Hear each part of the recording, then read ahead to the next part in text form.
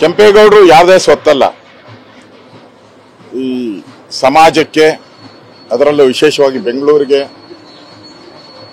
ಅವರ ಕೊಟ್ಟಂತ ಕೊಡುಗೆಗಳು ಮತ್ತು ಎಲ್ಲ ಸಮಾಜವನ್ನ ಒಟ್ಟಿಗೆ ತೆಗೆದುಕೊಂಡು ಹೋಗಬೇಕು ಅಂತ ಹೇಳಿದ್ರು.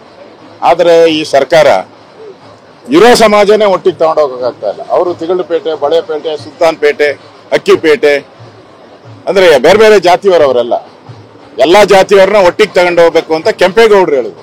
ಆದ್ರೆ ಈ ಸರ್ಕಾರ ಕೆಂಪೇಗೌಡರು ಜಾತಿಯವ್ರನ್ನೇ ಒಟ್ಟಿಗೆ ತಗೊಂಡು ಹೋಗಕ್ಕೆ ಬಿಟ್ಟಿದ್ದಾರೆ. ಕೇಂದ್ರ ಸಚಿವರು ಕುಮಾರಸ್ವಾಮಿ ಅವರು ಕೇಂದ್ರ ಸಚಿವರು ಯಾರೇನೇ ಹೇಳಿ, ದೇವೇಗೌಡರು ಪ್ರಶ್ನಾತೀತ ನಾಯಕರು.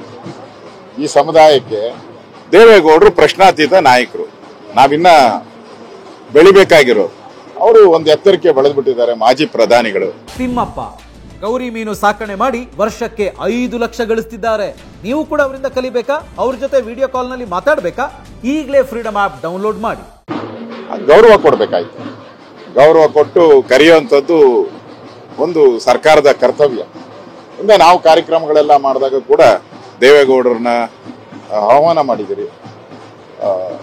ಅವರ ಹಿರಿಮೆಯನ್ನ ಅವರು ನಾಡಿಗೆ, ದೇಶಕ್ಕೆ ಕೊಟ್ಟಂತ ಕೊಡುಗೆಗಳು ಅಪಾರವಾಗಿದೆ, ರೈತರಿಗೆ ವಿಶೇಷವಾಗಿ. ಅದರಿಂದ ಕೆಂಪೇಗೌಡರ ದೃಷ್ಟಿಯಿಂದ ಇದೊಂದು ರಾಜಕೀಯದ ವೇದಿಕೆ ಆಗಬಾರ್ದು. ಈಗ ನಾನು ಬಂದಿದ್ದೀನಿ, ಇದು ಸರ್ಕಾರಿ ಕಾರ್ಯಕ್ರಮ, ನನ್ನ ಕರ್ತವ್ಯ, ಬಂದಿದ್ದೀನಿ ನಾನು. ಅಲ್ಲ, ಉದ್ದೇಶಕ ಪೂರ್ವ ಅಲ್ಲ, ದ್ವೇಷ ಅಷ್ಟೇ. ದೇಶದ ರಾಜಕಾರಣ ಅಂತಾರಲ್ಲ, ಇದನ್ನೇ ದ್ವೇಷದ ರಾಜಕಾರಣ ಅಂತ. ಈ ದ್ವೇಷದ ರಾಜಕಾರಣದಿಂದ ಹೊರಬರ್ಬೇಕು ಸರ್ಕಾರ. ಸರ್ಕಾರ ಈಗ ಈ ಕಾರ್ಯಕ್ರಮ ಮಾಡ್ತಾ ಇರೋದು ಯಾರ್ದೋ ದುಡ್ಡಲ್ಲ, ಜನಗಳ ದುಡ್ಡು. ಅವ್ರ ಸ್ವಂತ ದುಡ್ಡು ಮಾಡೋವಾಗ, ಅವ್ರ ಸ್ವಂತ ಖರ್ಚು ಮಾಡೋವಾಗ ಅವ್ರು ಯಾರು ಬೇಕಾದ್ರೂ ಕರ್ಕೊಂಡು. ಆದ್ರೆ ಸರ್ಕಾರದ ಕಾರ್ಯಕ್ರಮ ಮಾಡೋವಾಗ ಎಲ್ಲರನ್ನೂ, ಆ ಸಮುದಾಯಕ್ಕೆ ಸಂಬಂಧಪಟ್ಟಂಥವ್ರನ್ನ ಎಲ್ಲರನ್ನೂ ಕರೆಯುವಂಥದ್ದು ಒಂದು ಪದ್ಧತಿ ಸರ್ಕಾರ ಅಪಚಾರ ಮಾಡಿದೆ ಅಂತ ನನ್ಗೆ ಅನಿಸ್ತದೆ.